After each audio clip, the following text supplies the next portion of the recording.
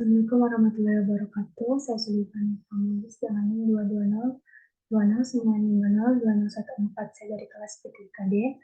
Di sini saya akan melaksanakan tugas dari ujian tengah semester mata kuliah Pendidikan Kewarganegaraan, yaitu mempresentasikan hasil kerja individu yang telah saya lakukan, yaitu membuat infografis mulai dari bab 1 sampai bab 6.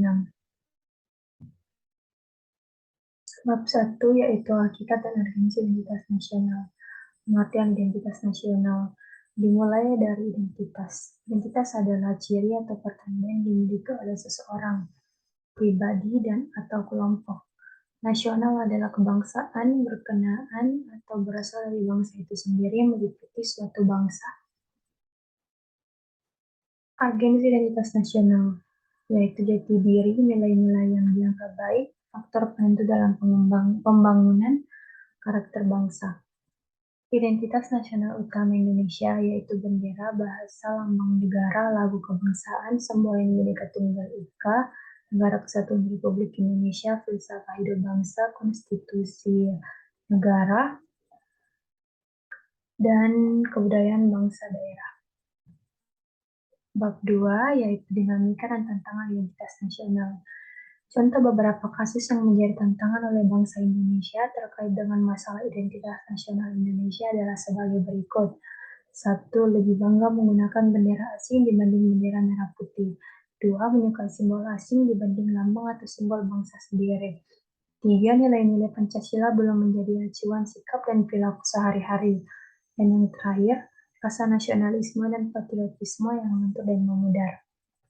Warga negara yang baik selalu mengetahui dan menyadari identitas diri yang sebenarnya. Menjadi warga yang bukan hanya baik saja, tetapi menjadi warga yang baik dan juga cerdas. Bab 3 yaitu urgensi integrasi nasional. Pengertian integrasi nasional secara etimologi adalah studi yang mempelajari asal-usul kata, sejarahnya, dan juga perubahan yang terjadi dari kata itu. Sedangkan secara terminologi adalah penggunaan kata sebagai suatu istilah yang telah dihubungkan dengan konteks tertentu.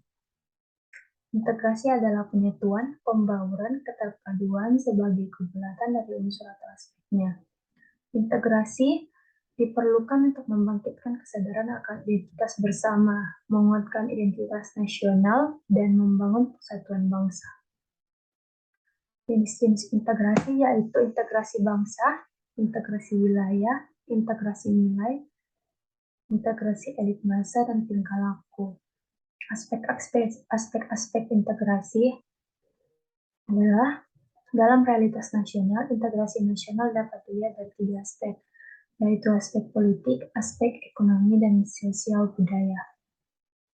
Pengembangan integrasi dilakukan dengan melalui 5 pendekatan, yaitu adanya ancaman dari luar, gaya politik kepemimpinan, kekuatan lembaga-lembaga politik, ideologi nasional, dan kesempatan pembangunan ekonomi. Selanjutnya, bab 4, dinamika dan tantangan integrasi nasional. Terbagi menjadi 3, yaitu dalam dimensi horizontal, dalam dimensi vertikal, dan dalam era globalisasi. Yang pertama dalam dimensi horizontal. Tantangan yang ada berkenaan dengan pembelahan horizontal yang berakar pada perbedaan suku, agama, ras, dan geografi. Dalam dimensi vertikal, tantangan yang ada adalah berupa celah perbedaan antara elit dan massa, di mana latar belakang pendidikan kekotaan menyebabkan kaum elit berbeda dari massa yang cenderung berpandangan tradisional. Di era globalisasi, tantangan di atas ditambah dengan adanya tarikan global di mana keberadaan negara-negara sering dirasa terlalu sempit untuk mewadahi tuntunan dan kecenderungan global. Selanjutnya, bab 5, yaitu hakikat dan urgensi konstitusi negara Indonesia. Konstitusi mengandung permulaan dari segala peraturan mengenai suatu negara, atau dengan kata lain bahwa konstitusi mengandung permulaan dari segala peraturan mengenai negara. pembentukan suatu negara atau menyusun dan menyatakan suatu negara dan sebagai peraturan dasar mengenai pembentukan negara. Konstitusi diperlukan untuk membatasi kekuasaan pemerintah atau penguasa negara, membagi kekuasaan negara, dan memberi jaminan HAM bagi warga negara. Salah satu fungsi konstitusi adalah sebagai landasan konstitusionalisme. Landasan konstitusionalisme adalah landasan berdasarkan konstitusi, baik konstitusi dalam arti luas maupun konstitusi dalam arti sempit. Konstitusi dalam arti luas meliputi undang-undang dasar, undang-undang organik, peraturan perundang-undangan lain, dan konvensi. Konstitusi dalam arti sempit berupa undang-undang dasar. Fungsi lainnya yaitu untuk membatasi kekuatan pemerintah sedemikian rupa, hingga penyelenggaraan kekuasaan tidak lagi bersifat sewenang-wenang. Yang terakhir adalah bab 6,